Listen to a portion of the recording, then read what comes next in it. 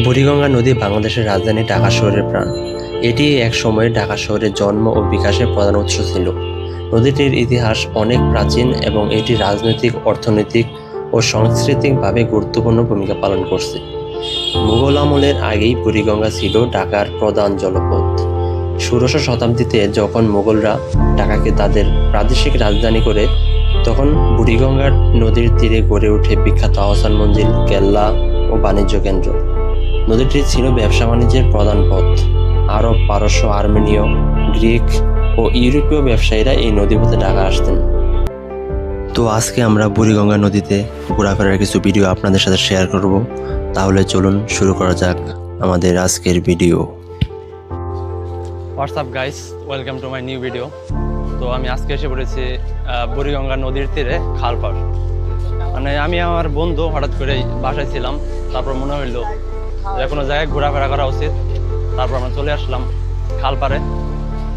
এটা মূলত বুড়িগঙ্গা নদীর তীরে অবস্থিত। মানে এটার নাম খালপাড় হয়েছে মানে কত তারিখ থেকে বা কত সাল থেকে এটা সম্পর্কে আমার জানা নাই।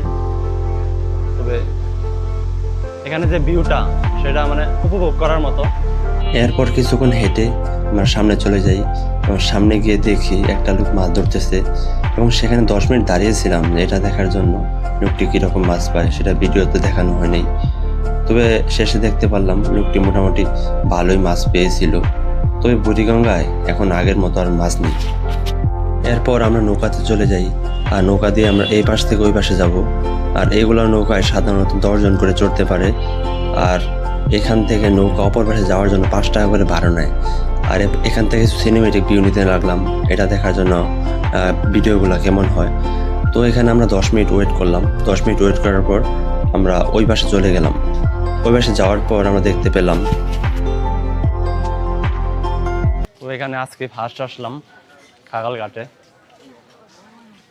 এখানে খুবই পুরাতন একটা বট গাছ দেখতে পাচ্ছি। মানে এখানে আমি শুনছি মানে এটা হিন্দু পাড়া, মানে এখানে হিন্দুদের জনবল একটু বেশি। আমরা নদীর এই পারে এসেছিলাম মূলত একটি জাদুঘর দেখার জন্য। এখানে একটি সুন্দর জাদুঘর ছিল, কিন্তু জাদুঘরটি বন্ধ ছিল। তাই আমরা স্কুলের ভিতরে যাই এবং সেখানে একটু বসি, দেখি বাচ্চারা খেলাধুলা করতেছে। তো গাইস, আমি আর আমার বন্ধু আমরা চলে আসছি খাগাল ঘাটে। এখানে ভিতরে আসছি, ভিতরে আসার পর ভাবছিলাম কিছু একটা ইন্টারেস্টিং হয়তো আছে এখানে দেখার মতো, কিন্তু আসলে তেমন কিছু নাই দেখার মতো। এখানে একটা স্কুল আছে, সরকারি প্রাথমিক বিদ্যালয়। তারপর আমরা বাসায় ফেরার জন্য আবার নৌকায় চলে আসি। আসলে এখানে ভাসমান পানির উপরে ঘোরাফেরা করার মজাই আলাদা। মানে পানি যেরকমই হোক আর নদী যেরকমই হোক, সেটার উপর ঘোরাফেরা করার মজাই অন্যরকম। তো গাইস, আজকের ভিডিও এই পর্যন্তই। তো ভালো থাকবেন, সুস্থ থাকবেন। আর আমার একটি ফেসবুক পেজ রয়েছে আর ইউটিউব চ্যানেল।